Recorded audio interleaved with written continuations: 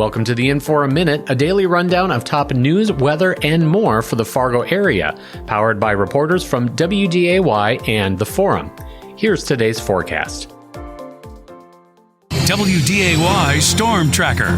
Happy Thursday, Fargo. Still on the cool side today with temperatures staying in the 60s, possibly 70 degrees in the afternoon, but partly cloudy, staying mostly dry, and then we'll see some periods of rain possible after midnight, and then going into tomorrow, that's our better chance of seeing some showers and a few thunder showers as well. Similar temperatures, 70 degrees at best for the afternoon, and we'll see a bit of a breeze out of the northwest, 10 to 20 miles an hour. By Saturday, partly cloudy skies and mid-70s, so a slow warm-up into the weekend with intervals of clouds and sunshine and lighter winds. And then by Sunday, we'll have very similar conditions, maybe with a little bit more wind for Father's Day, but overall looking like a nice and dry day for the holiday. And then next week, expecting some thunder showers possible for the beginning of the week, continuing to see 70s, eventually 80s by the end of next week. This is Storm Tracker meteorologist Stefan Sundy. Local news affects your life. It gives you the confidence and clarity to make better decisions every day. You can support that with a digital subscription. Visit inforum.com/subscribe to take advantage of our introductory offer, just $6 for 6 months. Here's today's headlines.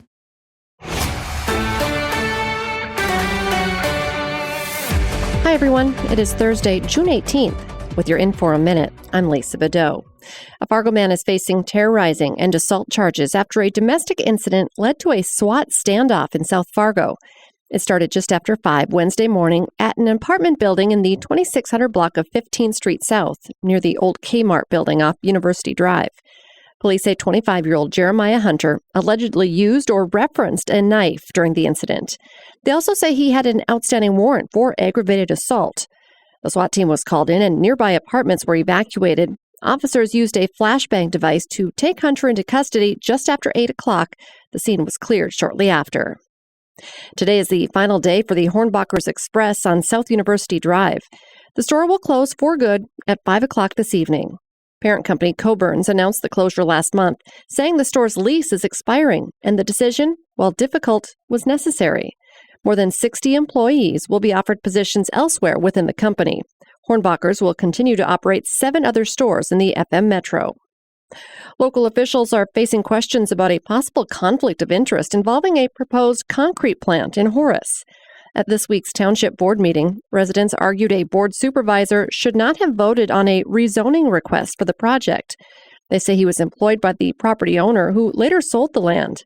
An attorney for the township says the board member had no financial interest in the project. Shields Arena is helping pick up the slack for concert goers after thousands of ticket holders were left stranded when Jade Presents announced its bankruptcy. Shields Arena picked up this week's Allison Krauss and Union Station show after it was canceled at Blue Stem. And that's not all. They've also picked up the Need to Breathe concert set for August 25th, and more could be coming, funded by Bell Bank. If you have tickets to a show that gets moved to Shields Arena, you don't need to purchase tickets again. They'll be reissued through Ticketmaster. And it's Roger Maris All-Star Week, and today is one of the biggest events of the celebration, the annual Celebrity Golf Tournament. The day begins with the Edith Sanford 9-hole scramble, where golfers will wear pink to support breast cancer research and patient care. The 42nd annual 18-hole Celebrity Tournament tees off at noon. This year's participants include Olympic gold medalist Scott Hamilton, former Minnesota Viking Chad Greenway, former NDSU and NFL player Phil Hansen, and former NDSU football coach Chris Kleinman. Proceeds from the tournaments and other Roger Maris All-Star Week events benefit the Sanford Roger Maris Cancer Center and the patients it serves. With your InForum Minute, for WDAY TV News, I'm Lisa Badeau.